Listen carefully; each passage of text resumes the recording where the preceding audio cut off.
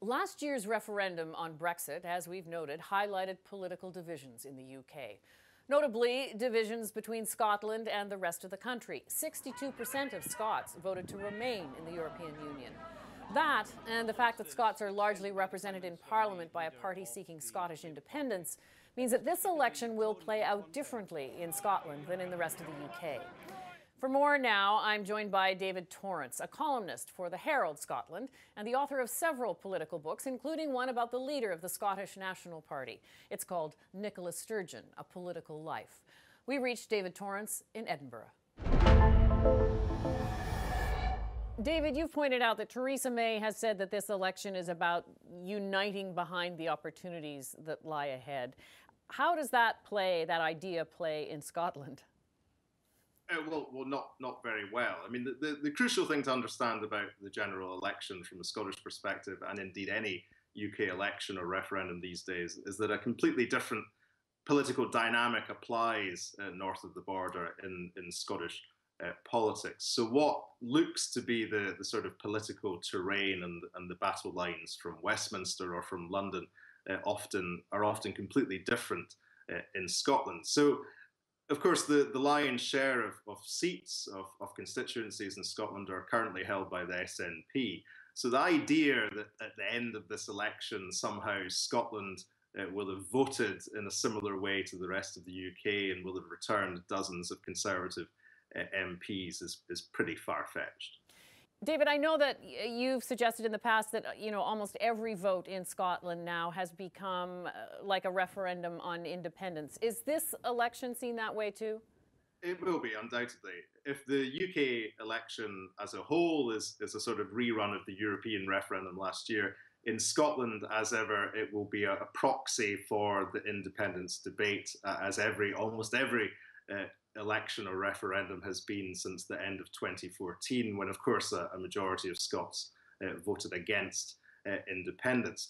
The constitutional question, Scotland's future independent or not, is now the main driver of how the majority of Scots decide how to vote in any electoral contest. And, any discussion of domestic policy, of economics, of health and education, all the usual issues you expect to be raked over in an election like this simply fall by the wayside. And of course, the context is even more acute. Just a few weeks ago, the First Minister of Scotland, Nicola Sturgeon, relaunched the idea of a second independence referendum. So this election in Scotland will be seen as a sort of referendum on a referendum, if you like. If the SNP emerged with the most seats, as looks likely, perhaps not as many as before, Nicola Sturgeon will claim she has a renewed mandate for that second plebiscite.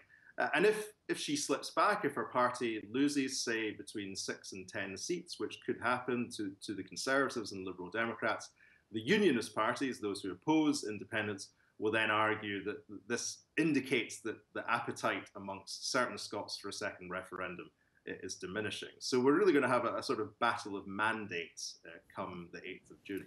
If Scots are voting with that whole question around independence at the back of their mind, and May is obviously, as we said, looking to strengthen her hand in the Brexit negotiations, does it matter to Scots with independence on their mind whether it's a hard Brexit or a softer Brexit, like what the shape of that negotiation looks like? According to fairly comprehensive surveys of public opinion, the view of your average Scot is not actually that different from those in the rest of the UK. They don't like freedom of movement, by and large, untrammeled movement of people between member states, but they do like the benefits of the single market. So there's not much difference there. But of course, the objective of the First Minister, Nicola Sturgeon, is what she calls a soft Brexit. So she accepts that Scotland and the UK will be leaving the European Union in a couple of years' time, but she wants to try and retain some sort of access and membership of the single market. And there's various means of doing that, all very technical and complicated.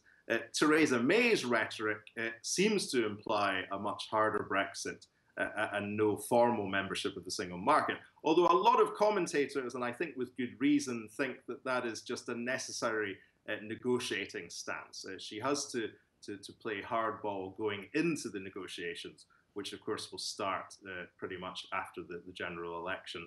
And then there'll be some pullback. There will be some sort of grand compromise with Brussels and other member states.